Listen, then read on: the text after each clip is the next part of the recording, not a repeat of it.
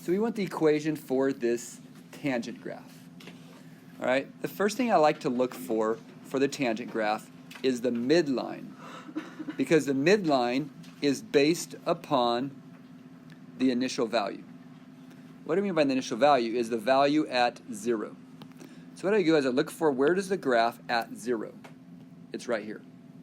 So I always look at the y-axis and find that dot. That finds the midline for my graph. So because a tangent has the dots from a sine graph.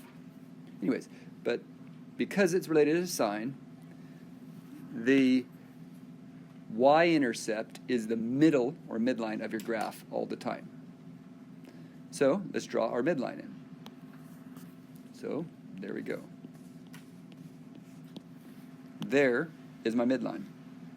Now, let's pause and think, okay, where would be the end of my period from there? Well, okay, if I look at that, well, won't it be right there?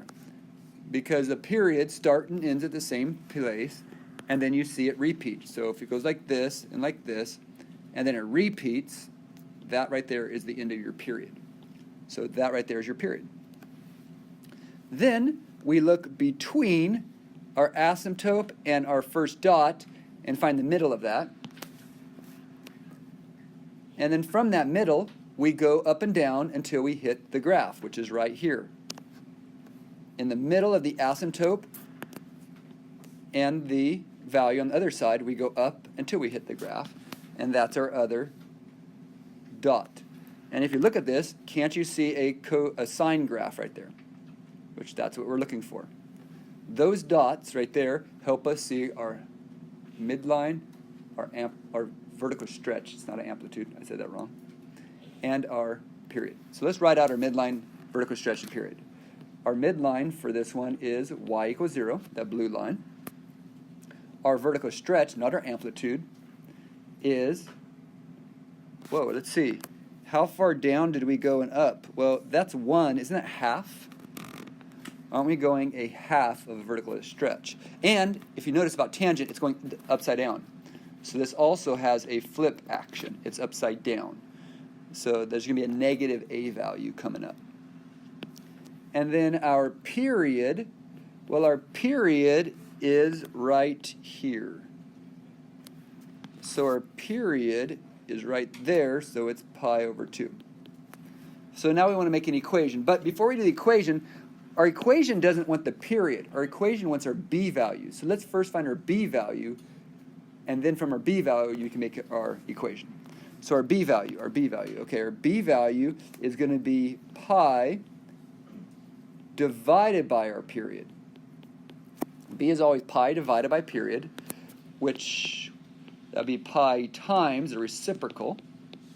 Let's put a 1 underneath there. Those cancel, leaving you 2. So your b value is 2. So let's piece it all together. Y equals, you do your a value, or your vertical stretch, so it's going to be a half negative.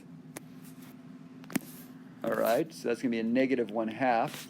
We have the word tangent, because it's a tangent graph. Next, b, not our period. This is what's going to be multiplied by the x, so that's going to be 2x. And lastly, we put the midline, which is nothing, so we're done. We don't need to add it 0 at the end. It's kind of not necessary.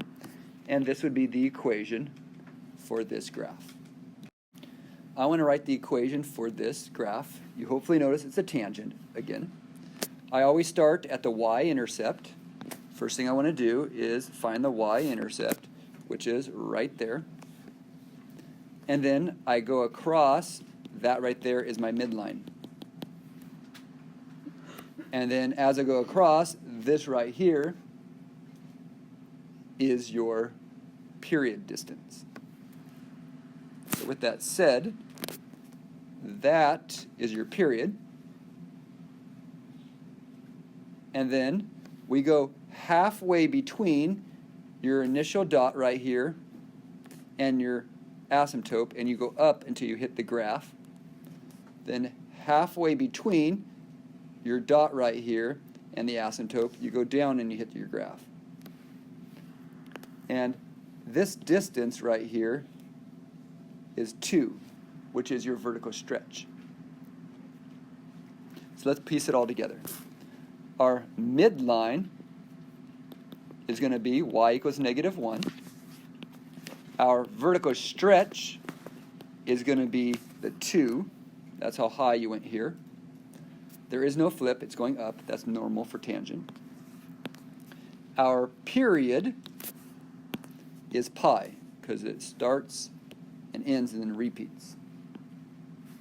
So our period is pi. But to make our equation, we want b. We don't want pi, we want b. So we go pi divided by pi, which is 1. Okay, not 0. Be careful, that's 1.